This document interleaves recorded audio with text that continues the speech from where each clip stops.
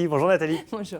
Aujourd'hui, vous êtes dit, c'est une question à laquelle une question qu'on ne se pose pas. Enfin, vous nous, vu qu'on n'a pas le chien en même temps, c'est voilà, normal. c'est pour ça. Mais est-ce que c'est important de laisser son toutou puceau ou pas? Ou est-ce que c'est important de le faire se reproduire ou pas? Ou pas. Alors, moi j'ai souhaité ce sujet parce que c'est vraiment une question que les gens nous posent de plus en plus. Est-ce que c'est indispensable à sa vie, à son équilibre hormonal? Qu'ils se reproduisent. Qu'ils se reproduisent. Donc, mais c'est surtout les gens une fois. C'est ça le problème en fait. Est-ce que c'est indispensable une fois? Ce qu'il faut comprendre, c'est qu'un animal, déjà on a souvent dit, on ne fait pas d'anthropomorphisme. C'est-à-dire, il ne faut pas associer ce qu'on pense pour l'humain à l'animal. Ce sont deux choses différentes, enfin deux comportements différents. Le fait de ne pas connaître fait qu'il n'y a pas le manque. Ça, c'est important. Un chien qui va avoir sailli, donc s'être reproduit une fois, après, il sait ce que c'est. Les stimulations des hormones femelles, ça va le motiver.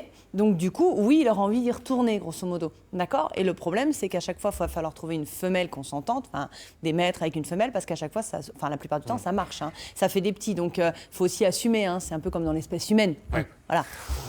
Ouais. Pas obligé de me regarder comme ça. Hein. Non, mais j'ai rien dit. Non.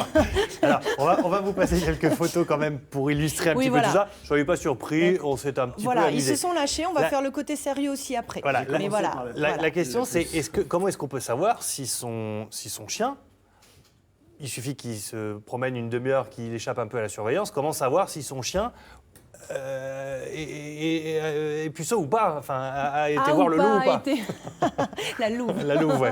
S'il vous plaît. Alors, bon, là, on va se marrer avec toutes les musiques, toutes les petites images. Bon, ce qu'il faut savoir, on fait un peu d'humour, mais il y a aussi un peu de sérieux derrière quand même. C'est-à-dire qu'effectivement, c'est pas en 5 minutes quand même qu'il va trouver une femelle en chaleur, parce que quand même, la plupart du temps, les propriétaires des femelles en chaleur, ils évitent de se balader quand elles sont capables d'attirer tous les mâles, parce que si vous vous baladez avec une femelle en chaleur, il va y avoir une dizaine de mâles qui va arriver d'un coup sur vous quand même. Il faut savoir que si on se reporte à l'état sauvage, les animaux, leur instinct de survie, c'est la reproduction. Donc c'est hormonalement normal d'être attiré par les femelles pour se reproduire. C'est normal à l'état naturel. Et est-ce que ça veut dire que le chien... Mais oui, mais est-ce que ça veut dire que le chien ne peut être attiré que par les femelles en chaleur ou par n'importe quelle autre femelle ou même mâle? Je veux dire, on voit des fois des chiens qui... Voilà. Oui, bon, regardez, alors, on zappe ça tout de suite, on va se prendre... Là, je veux dire, la photo tombe bien. Toutes les sociétés protectrices des canards vont nous tomber dessus, là.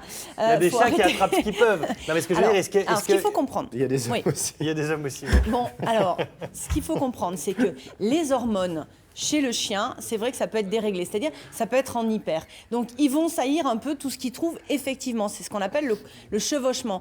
Parce que quand leurs émotions, quand leurs hormones sont au taquet, là, sont à fond, effectivement, ils risquent d'être insupportables et de saillir un peu, parce qu'on va perdre Gontran. Il va nous faire une crise d'apoplexie, ça va pas tarder. En fait, ça lui rappelle ses week-ends. Il est en train de penser à ses week-ends. Comment ça, le canard, on peut pas? C'est dégueulasse. Le lapin, dans 15 jours, c'est Pâques. Alors, ce qu'il faut comprendre, c'est qu'en fait, quand effectivement, ça va être trop important, le taux d'hormones chez les mâles, ils sont capables de grimper sur votre jambe. On le voit régulièrement, c'est quand même un réel souci. C'est-à-dire que l'hyperexcitation du mâle peut entraîner un chevauchement, c'est-à-dire de grimper sur n'importe quoi. Oui, mais alors, comme vous me demandiez tout à l'heure, il n'y a pas de souci de race. C'est-à-dire que si la femelle est en chaleur, même un gros modèle, le petit mâle, il peut y aller, en tout cas avoir l'espoir d'y arriver. Voilà. Et des fois, effectivement, quand on voit cette photo, la pauvre, elle se dit, mon pauvre bonhomme continue. Voilà. Mais il n'y a pas de limite entre les chiens, entre les races de chiens. Après, il y a une limite mécanique, quoi. Mais il vaut mieux que ce soit un petit mâle avec une grande femelle que l'inverse. Donc voilà. Alors justement, est-ce que pour les femelles, c'est nécessaire de leur faire des portées ou pas, même biologiquement, encore une fois? Il nous a loupé il y a 15 jours, on a parlé. Mais rappelons-le. Non, je rigole. Pardon. Je vous taquine. En même temps, vous me mettez à rude épreuve aujourd'hui. Donc, c'est pas indispensable pour la femelle, comme on disait. C'est pas indispensable pour le mâle non plus. Par contre, il faut quand même avoir conscience d'une chose. Vous avez certaines races, puis certains chiens tout court, qui ont une libido exacerbée. Et dans ces cas-là, ils en sont malheureux. Quel type de chien, par exemple? Quel type de race, pardon? Alors, quel type de race? Vous prenez les York, ça paraît fou, mais ils sont tout petits, mais c'est des chauds lapins, ceux-là, les York, les caniches. C'est vraiment, vraiment au taquet. Alors que vous prenez un dog allemand, s'en fout. Il est un peu lymphatique là-dessus, d'accord? Mais c'est aussi une question de taille, parce qu'en fait, le rythme cardiaque des petits chiens est plus important que les grands chiens. Et chez les mâles, les organes sexuels sont turgescents, c'est-à-dire que c'est l'afflux de sang qui les gonfle, voilà. Enfin, qui gonfle les organes. Donc bref, ça veut dire que si votre chien est toujours au taquet, stimulé, etc., la castration, c'est mieux pour lui. C'est-à-dire que si c'est pour qu'il ne puisse pas, de toute façon, vivre sa libido correctement et qu'elle est en excès, il vaut mieux le stériliser. La stérilisation, c'est un retrait, on n'aura plus d'hormones, c'est pas une carence, donc il n'y a pas une notion de manque. Il a plus d'hormones, donc il s'en moque, ça le stimule plus, et du coup il vit beaucoup mieux. Il faut quand même, si on veut faire l'anthropomorphisme, il faut vous dire que voilà, votre chien, il a des pulsions hormonales, hormones sexuelles, c'est normal, c'est la nature. Seulement si du coup on peut pas lui donner ce qu'il faut, eh ben, il vaut mieux qu'il en ait pas, donc il n'aura pas de carence, mais il aura une absence. Ça c'est pour les chiens. Pour les chats, il faut être beaucoup plus radical, parce que le problème des chats, c'est que ils vont se bagarrer parce que c'est plus fréquent aussi. C'est beaucoup plus fréquent. Les femelles sont en chaleur chez les chiennes de façon cyclique à peu près entre 6 et 8 mois. Les chats, c'est tout le temps. Et donc, du coup, les mâles, ils vont se bagarrer. Il y a des maladies vénériennes, donc transmissibles par la relation sexuelle. Donc, tout ça fait que la castration chez le chat, franchement, c'est du quotidien. En plus, les odeurs des chats, ils marquent partout. C'est vraiment... Puis, ils sont pas heureux, quoi. Ils sont attaqués tout le temps. Ça crée de l'agressivité. Donc, la stérilisation chez le chat, franchement, c'est du quotidien, c'est systématique. Le chien, on n'a pas d'indication, comme on l'avait vu il y a 15 jours, médicale.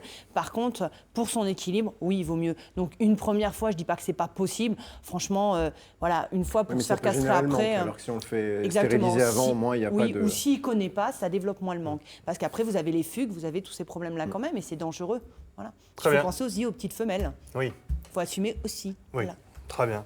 Merci beaucoup Nathalie pour tous ces conseils. Donc si vous avez un chien, laissez-le vivre sa vie. Il le fait, c'est bien. S'il ne le fait pas, c'est pas grave. On est d'accord? Oui, on est d'accord. Après, baladez-le, on laisse quand même oui, voilà. vivre sa vie. Faut bien limite quand même. Mais voilà, c'est pas une hérésie, c'est pas une mutilation que de castrer un animal. Très pas bien. Du tout. Merci Nathalie.